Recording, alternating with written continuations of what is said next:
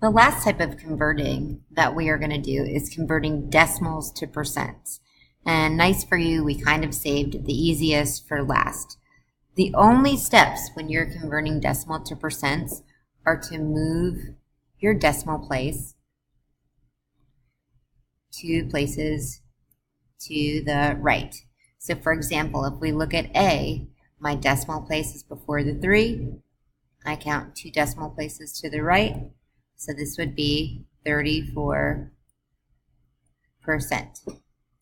Looking at example B, if I move 2 places to the right, notice I only had 1 number to the right, so I have to add in a 0. So 0.2 or 2/10 is really 20%.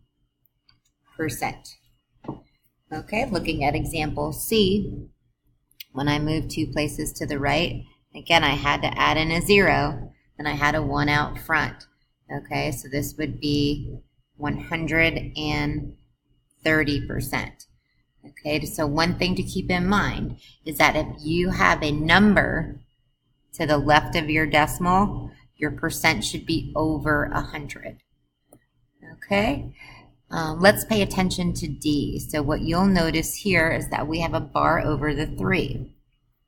As you may recall, that means that this is a repeating decimal.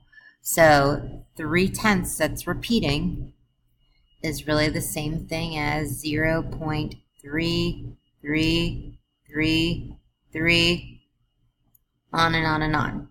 Okay, so I can add a few more digits in, and when I move 2 places to the right, this is actually going to be 33.3 repeating percent.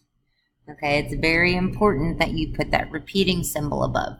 33.3 repeating percent is bigger than 33%. So we want to make sure that we include that value.